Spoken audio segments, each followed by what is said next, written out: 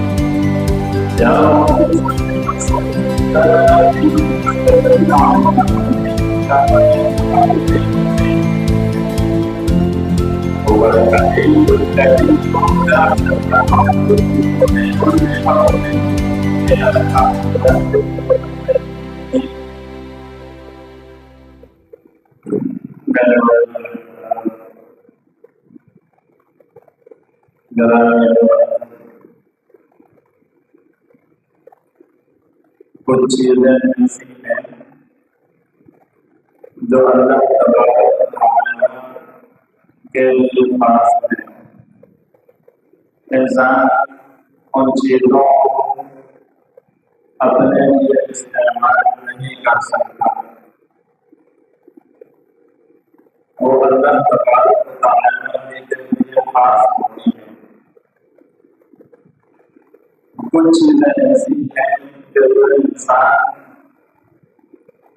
کسی دوسرے کے لیے بھی استعمال کر سکتا ہے. جیسے پتیلی والی انسان اپنے لیے استعمال نہیں کر سکتا.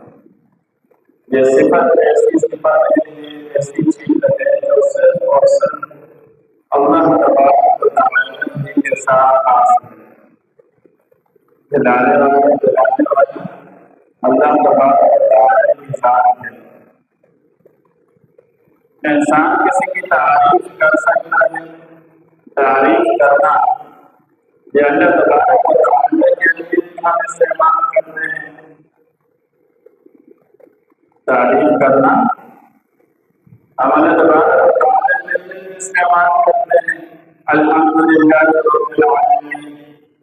تمام تعریفیں اللہ تبارک و تعالیٰ کے لیے خاص ہیں. ایک انسان دوسرے انسان کی تعریف کرتا ہے. ایک انسان کسی دوسرے انسان کی بھی تعریف کرتا ہے. فلاں میرے ساتھ یہ کام کیا، وہ بہت اچھا بنتا ہے. تو اچھا ہونا جو اس کی تعریف ہے.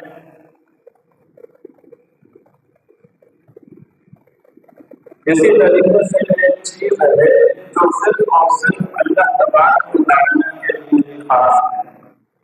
اگر انسان اس چیز کو اپنے لیے استعمال کرتا ہے تو وہ گناہگار ہوگا. بلکہ بسا اوقات یہ چیز استعمال کرنا کفر بن جاتا ہے، اور بسا اوقات وہ حرام گناہ بن جاتا ہے. وہ کیا ہے؟ تکبر کرنا. کیا کرنا؟ تکبر کرنا. تکبر اللہ تبارک و تعالیٰ کے مقابلے میں ہو یہ کفر ہے. تکبر اللہ تبارک و تعالیٰ کے مقابلے میں ہو یہ کفر ہے۔ فرعون نے یہی تکبر کیا تھا۔ کیا تکبر کیا تھا کہ میں پورے زمین پر سب سے بڑا اللہ میں ہوں، بلند و بالا، انا ربکم الاعلی۔ یہ اس کا تکبر تھا، یہ اس کا تکبر تھا، تو یہ کفر تھا۔ اللہ تبارک و تعالیٰ کے مقابلے میں تکبر ہوگا، یہ کفر ہو جائے گا۔ تکبر ہے کیا؟ دوسروں کو حقیر سمجھنا، اپنے کو بڑا سمجھنا۔ دوسرے کو حقیر سمجھنا اور اپنے کو بڑا اور اعلیٰ سمجھنا، یہ تکبر ہے۔ تو تکبر اگر اللہ کے مقابلے میں ہو تو کفر بن جاتا ہے۔ انبیاء علیہ السلام کے مقابلے میں ہو، یہ بھی کفر بن جاتا ہے۔ انبیاء علیہ السلام کے مقابلے میں ہو، حضرت آدم علیہ السلام کو اللہ تبارک و تعالیٰ نے فرشتوں کو حکم دیا تھا کہ آدم کو سجدہ کرو۔ کس کو؟ آدم کو۔ اس میں کون تھا؟ شیطان بھی شامل تھا۔ فرشتوں کی صف میں کون تھا؟ شیطان بھی تھا۔ شیطان کو بھی حکم دیا گیا کہ تم نے بھی سجدہ کرنا ہے، لیکن اس نے کیا کیا؟ ابا واستكبر وكان من الكافرين، سجدے سے انکار کیا۔ تکبر، واستكبر، بڑائی کو اپنے لیے خاص کیا فرعون نے، اس نے شیطان نے، ابلیس نے، کہ نہیں بڑائی میرے لیے خاص ہے۔ اس کی دلیل کیا تھی پیچھے تھا؟ ایک تو انسان اپنے اوپر اگر تکبر کرے یہ تو اور گناہ ہے، لیکن اس تکبر کے اوپر دلیل بھی پیش کرے کہ نہیں میں اپنی اس بات کے اندر بالکل درست ہوں۔ تو شیطان نے بھی وہاں پر کوئی چیز استعمال کی تھی۔ کیا کہا تھا؟ تو نے مجھے کس چیز سے پیدا کیا ہے؟ آگ سے، اور یہ آگ یہ بہتر ہے۔ تو نے مجھے آگ سے بنایا، آگ سے پیدا کیا، مٹی کی کیا حیثیت ہے؟ تو نے تو آدم کو مٹی سے بنایا، مٹی کی کوئی حیثیت ہی نہیں۔ تو وہاں پر اس نے تکبر کیا، اور اس کے لیے کس چیز کا فیصلہ ہو؟ فرعون کے لیے کس چیز کا فیصلہ ہو؟ جہنم کا۔ تو جہنم کا فیصلہ کس کے لیے ہوتا ہے؟ کافر کے لیے ہوتا ہے۔ جو ہمیشہ ہمیشہ جہنم میں جلے گا وہ کس کے لیے ہوگا؟ کافر کے لیے۔ ہمیشہ کے لیے جہنم میں پہنچ جائیں گے کفار، کافر لوگ۔ تو فرعون کے لیے بھی جہنم کا فیصلہ ہوا۔ پتہ چلا کہ وہ تکبر کفر ہے، کفر اللہ کے مقابلے میں، انبیاء علیہ السلام کے مقابلے میں شیطان نے تکبر کیا، دلیل بھی دی، اللہ تبارک و تعالیٰ نے اس کے لیے جہنم کا فیصلہ کیا۔ پتہ چلا یہ والا تکبر بھی کفر ہے۔ ہاں، تیسرا جو تکبر ہے وہ انسان اللہ تبارک و تعالیٰ کی مخلوق کے مقابلے میں کرے۔ یہاں یہ تکبر حرام گناہ بن جاتا ہے۔ کیا بن جاتا ہے؟ حرام گناہ بن جاتا ہے۔ تکبر کی ابتدا فرعون نے کی، چلتے چلتے یہ معاملہ شیطان کے اوپر آ گیا۔ اب یہ تکبر ابھی بھی یہ چل رہا ہے۔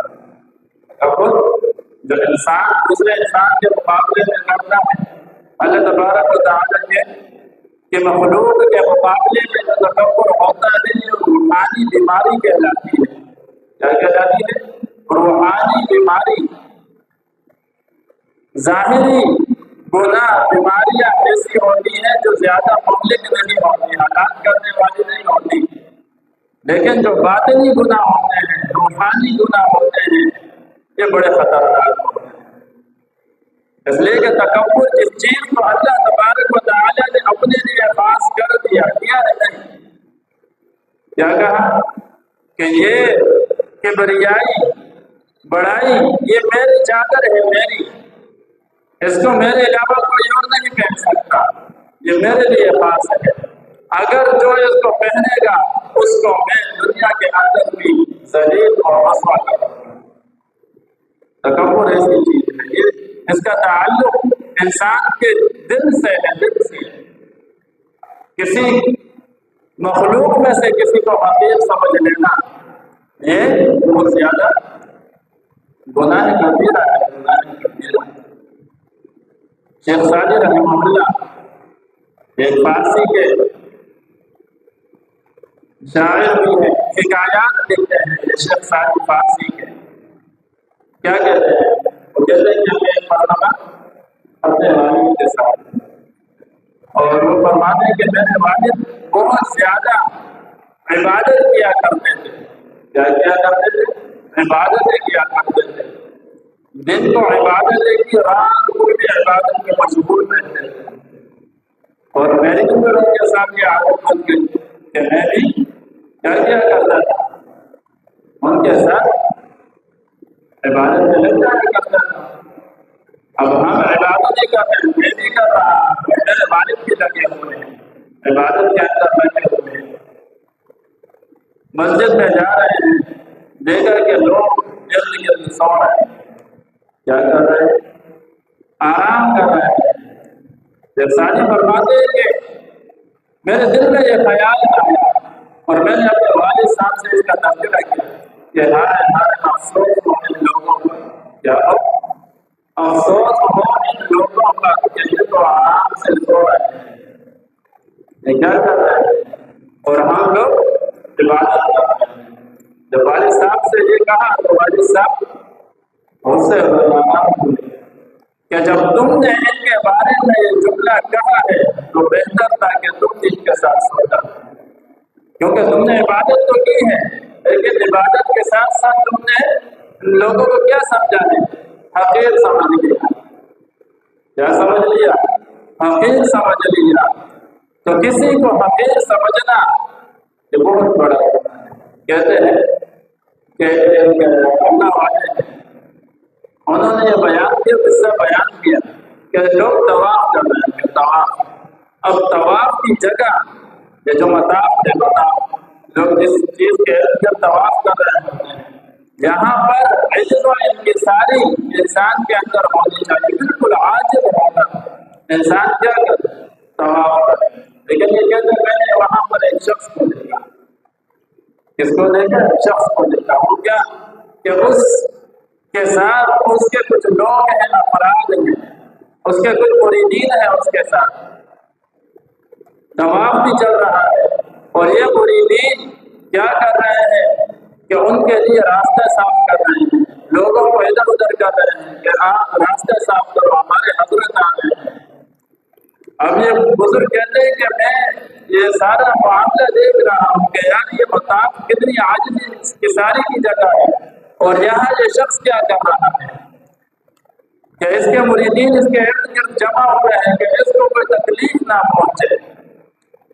یہ سارا قصہ ہو گیا۔ یہ بزرگ کہتے ہیں پھر میرا ایک سفر ہوا بغداد۔ کہاں کا سفر ہوا؟ بغداد کا سفر ہوا۔ میں نے وہاں پر ایک فقیر کو دیکھا۔ کس کو دیکھا؟ ایک فقیر کو دیکھا کہ وہ لوگوں سے بھیک مانگ رہا ہے، اللہ کے نام پر بھیک مانگتا پھر رہا ہے۔ یہ بزرگ کہتے ہیں کہ میں اس کو دیکھ رہا ہوں، میں اس کو دیکھ رہا ہوں کہ یہ شخص کون ہے۔ جب قریب کیا فقیر کہتا ہے تم مجھے کیوں اتنی غور سے دیکھتے ہو؟ تو بزرگ نے کہا کہ میں نے مطاف کے ارد گرد ایک شخص کو دیکھا تھا کسی زمانے میں، اور تمہارا چہرہ اس چہرے کے ساتھ ملتا جلتا ہے۔ تو فقیر کہنے لگا آنکھوں میں آنسو آ گئے، آنکھوں میں آنسو آ گئے۔ کہا کہ وہ کوئی اور شخص نہیں تھا، وہ میں ہی تھا۔ وہ کون تھا؟ کیا کیا تھا اس نے؟ وہاں جس کے اندر عاجزی اور انکساری نہیں تھی، وہاں اس کو چاہیے تھا کہ اپنے آپ کو عاجز رکھتا، انکساری کے ساتھ طواف کرتا، لیکن نہیں، بڑھ بڑھ کر کے طواف کر رہا ہے۔ اب یہ اللہ تبارک و تعالیٰ نے اس کی سزا دی ہے کہ اس کو فقیر بنا دیا۔ اللہ تبارک و تعالیٰ تکبر کی سزا دنیا کے اندر بھی دے دیتے ہیں، تکبر کی سزا دنیا کے اندر بھی دے دیتے ہیں۔ انسان کے اندر کچھ علم آ جائے، علم کی بدولت انسان متکبر بن جاتا ہے۔ میں بہت بڑا عالم دین ہوں، بہت بڑا علم والا ہوں، مجھ سے بڑا کوئی علم والا ہے ہی نہیں۔ حضرت موسیٰ علیہ السلام نے کیا کہا کہ علم والا وہ جس دنیا کے اندر مجھ سے زیادہ کوئی علم والا ہے؟ بس یہ خیال آیا، کیا آیا؟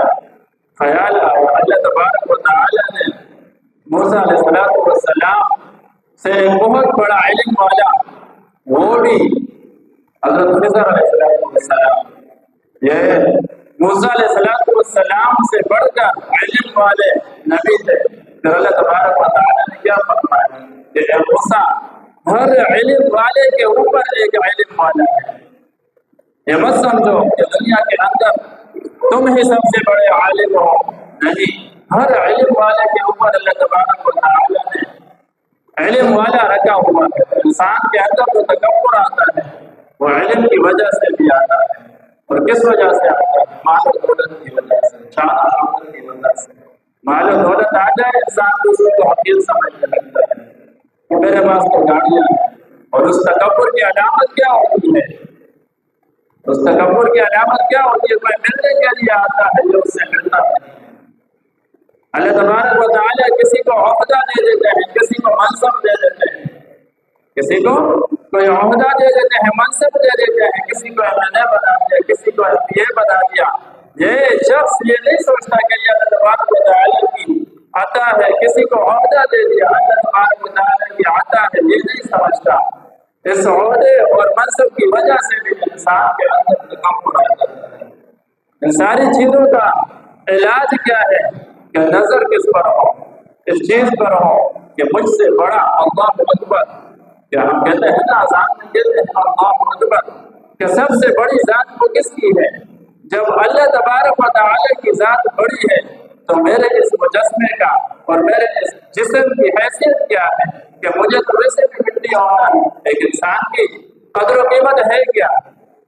60 سالہ زندگی، 65 سالہ زندگی، عمریں کم ہوتی جا رہی ہیں، عمریں کیا ہوتی جا رہی ہیں؟ 70 سال کے اندر انسان اللہ تبارک و تعالی سے جا ملتا ہے۔ اگر انسان کی نظر اسی پر ہو کہ میں نے تو جانے مٹی میں ہے، تو کس چیز کا تکبر ہے؟ اس کے مقابلے میں جو عاجز رہے گا، اس کے مقابلے میں جو اپنے آپ کو عاجز دکھائے گا، یہ ساری اپنے اندر پیدا کرے گا، تو اللہ تبارک و تعالی اس کو لوگوں کے سامنے، لوگوں کے اوپر فوقیت دیں گے۔ من تواضع للہ رفعہ اللہ، کہ جو اللہ تبارک و تعالی کے لیے اپنے آپ کو کم سمجھے، میں تو ان سے یہ فلاں شخص ہے، یہ مجھ سے بہت بہتر ہے، یہ مجھ سے بہت اچھا ہے، یہ والی صفت ہوگی، اللہ تبارک و تعالی اس کو دنیا کے اندر بھی چمکائیں گے اور آخرت کے اندر بھی اس کو چمکائیں گے۔ اللہ تبارک و تعالی کہ حدیث کی حدیث ہے نا کہ جس شخص کے دل کے اندر رائی کے برابر کے بھی تکبر ہوگا، اس کے رائی کا دار چھوٹا سا دانہ ہوتا ہے، اس کے مقابلے میں اللہ تبارک و تعالی کہ جس کے دل میں لا الہ الا اللہ ہوگا، ذرہ برابر ایمان ہوگا، اس کو میں جنت میں داخل کروں گا، لیکن جس کے دل کے اندر رائی کے دانے کے برابر بھی تکبر ہوگا، اللہ تبارک و تعالی اسے دنیا کے اندر رسوا کر کے دکھاتے ہیں، ذلیل کر کے دکھاتے ہیں، اور آخرت تو ان کے لیے پھر ہو جاتی ہے، آخرت کے لیے اللہ تبارک و تعالی اس کو ذلیل کرتے ہیں۔ اللہ تبارک و تعالی ہمیں ہماری اس بیماری سے ہم سب کی حفاظت فرمائے۔